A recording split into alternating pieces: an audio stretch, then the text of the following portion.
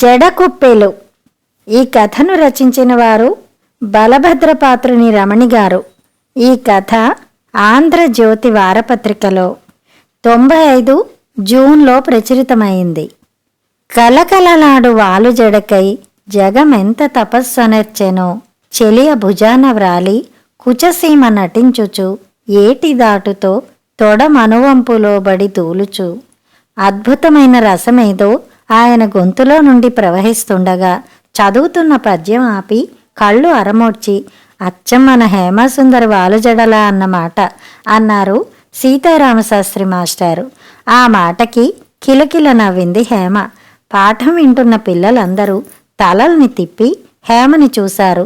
బంగారంతో రంగరించిన వెన్నెల ముద్దలా ఉంది హేమ. ఆమె మెడ మీదుగా ముందుకు పడున్న వాలుజడ నేలను ముద్దులాడుతూ అల్లనల్లన ఊగుతోంది.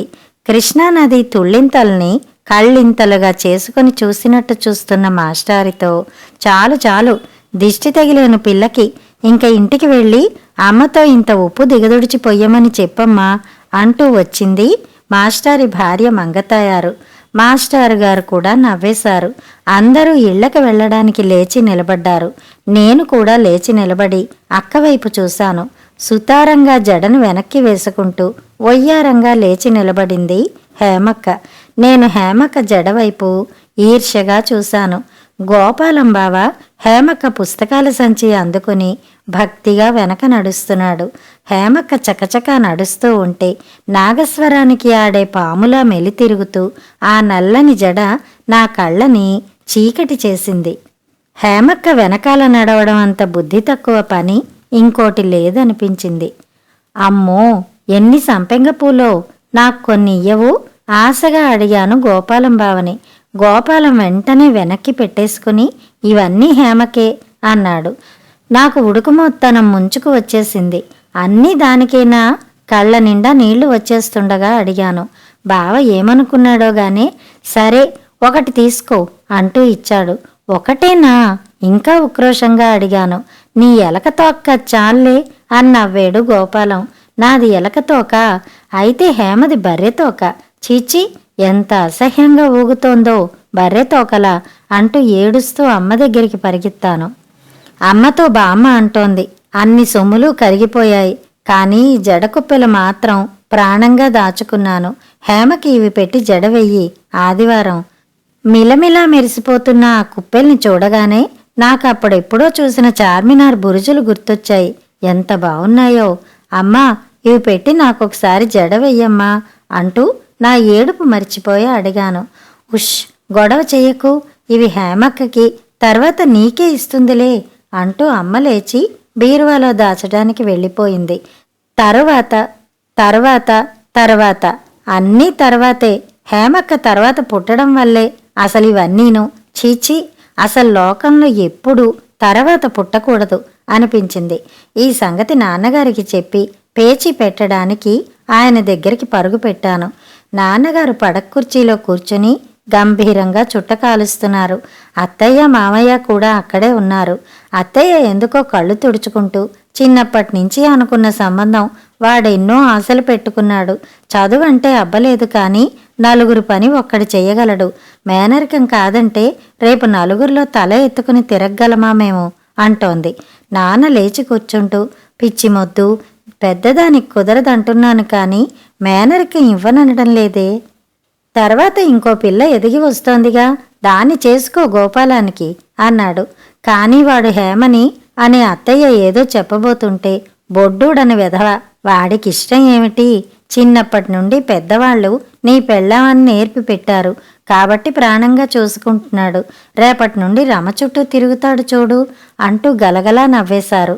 కాళ్ళు బాదుకుంటూ ఏడుద్దామని వెళ్ళిన దాన్ని కాళ్ళ అలికిడి అవ్వకుండా పిల్లిలా వెనక్కి వచ్చేశాను. హేమక్కతో ఈ సంగతి చెప్దామని వెళ్ళేసరికి అమ్మ హేమక్కతో అంటోంది, డాక్టరీ చదువుతున్నాడట పెళ్లి కొడుకు. వాళ్ళకి నువ్వు నచ్చితే అంతే చాలమ్మా, లేకుంటే ఏముంది, నువ్వు ఈ ఊళ్ళోనే. నీ చేత్తో కూడా ఇంట్లో పేడ అలుక్కుంటూ గడిపేయాలి జీవితం అంతా. పేడ అలకడం అన్న పదం బాగోకపోయినా భావన చేసుకోవడం అన్న భావం నన్ను గాలిలోకి లేపింది. ఆదివారం హేమక్కకి పెళ్లి చూపులు జరిగాయి. తలంటు పోసుకున్న జడలో బుట్టెడు జాజులు పెట్టారు. జడకుప్పెలు ముందుకు పడేలా వేసి కూర్చోపెట్టారు. అదేదో పౌరాణిక సినిమాలో దేవతా స్త్రీలా ఉంది అక్క. నేను ఓణి వేసుకున్నాను. ఉత్సాహంగా కాబోయే బావగారిని చూద్దామని ముందు గదిలోకి వెళ్ళబోయాను. ఎక్కడికి అంటూ జబ్బ ఊడొచ్చేటట్టు పట్టుకుంది బామ్మ. బావని చూస్తాను, గొంతు తగ్గించి చెప్పాను. నీ బావ పెరట్లో ఉన్నాడు గాని ఈ మిఠాయి ఉండలు పట్టుకెళ్ళి వాడికియ్యి అంటూ నన్ను పెరట్లోకి తరిమింది. మూతి సున్నాలా చుట్టుకుని బావ కోసం వెళ్ళాను. గోపాలం బావ బావు పళ్ళెం దగ్గర మోకాళ్ల మీద తల పెట్టుకుని కూర్చున్నాడు. బావా, ఇదిగో లడ్డు పిలిచాను. నాకేం వద్దు, అవతలికి పో కసురుకుంటూ అన్నాడు. బావ అలా ఎప్పుడూ నన్ను కసురుకోలేదు. అక్క కసిరితే కూడా దగ్గరకు తీసి చిన్నపిల్ల అంటూ ముద్దు చేస్తాడు. మరేం కావాలమ్మా? అతని గడ్డం పైకెత్తుతూ అడిగాను. హేమ కావాలి కళ్ళ నిండా నీళ్లతో అన్నాడు. ఇస్తావా? నా హేమని వాడెవరికో ఇచ్చి పెళ్లి చేస్తారట. ఇది న్యాయమా? చదువులేని వాడిననే కదా ఇంత చులకన అంటూ మళ్ళీ తల వంచేసుకున్నాడు. నాకు ఏడుపు వచ్చేసింది. మొత్తం పెద్దవాళ్ళందరి మీద కసి కలిగింది. అసలు నేను పుట్టకపోతే హేమనే బావకిచ్చి చేసేవారేమో. తర్వాత నేను ఉన్నాననేగా వాళ్ళ ధీమా అనిపించింది. హేమక్క పెళ్లి కుదిరిపోయింది. ప్రధానం కూడా జరిగిపోయింది. పెళ్లికి ముహూర్తాలు పెట్టుకున్నారు. అసలే అందగత్తే. పెళ్లి కూతురి అలంకరణలో అక్క మరీ మెరిసిపోతోంది. అక్క, నీ జడకుప్పెలు ఇస్తే గాని తోడపెళ్లి కూతురుగా కూర్చోను బొంగమూతి పెట్టి అన్నాను. అక్క దిగులుగా చూసింది. కుప్పెలేం కర్మ, అంతకంటే విలువైనదే నీకోసం వదిలిపెట్టిపోతున్నానే అంది. అక్క పెద్ద పెద్ద కళ్ళు రెండు నీళ్లతో నిండాయి. వద్దులే అక్క, ఊరికే అడిగాను అన్నాను. తీసుకో అంటూ అక్క జడ నుంచి కుప్పెలు విప్పసాగింది. అదేం పనే అంటూ అమ్మ పరుగున వచ్చింది.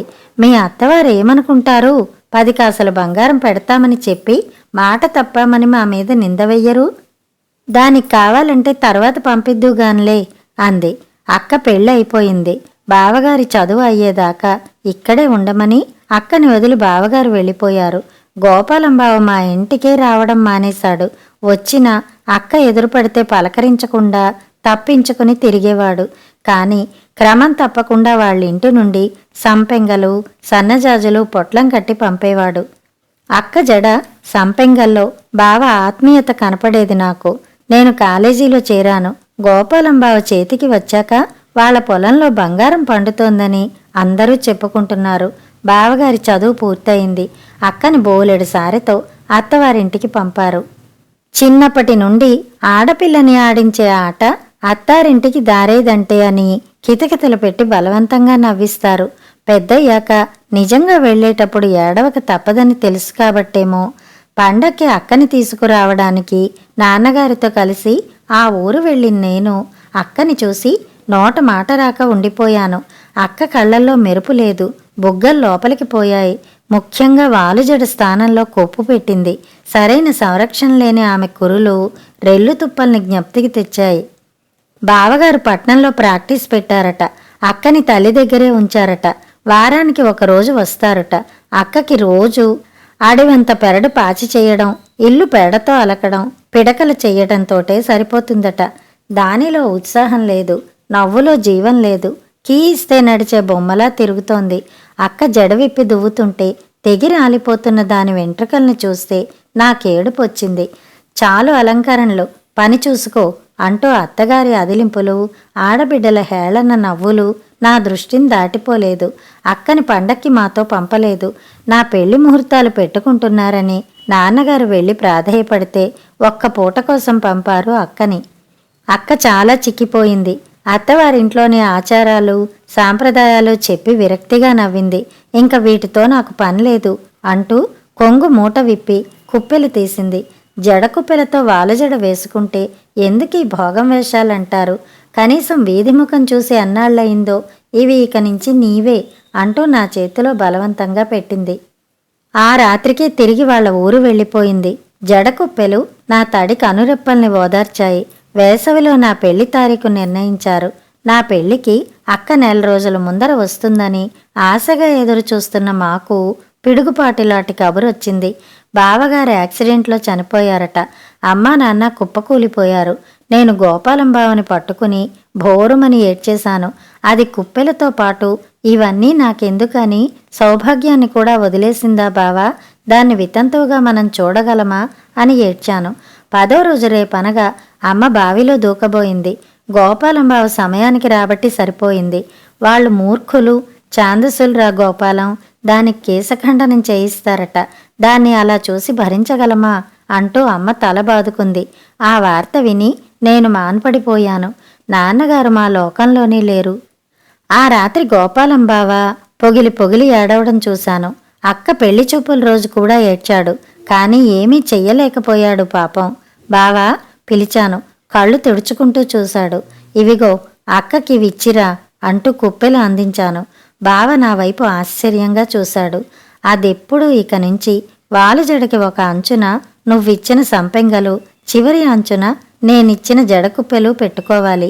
నీకు ధైర్యం ఉంటే, నువ్వు నిజంగా హేమని ప్రేమిస్తే అక్క తలమీద కత్తి ఆనే లోపుగా అక్కని ఇక్కడికి తీసుకురా అన్నాను.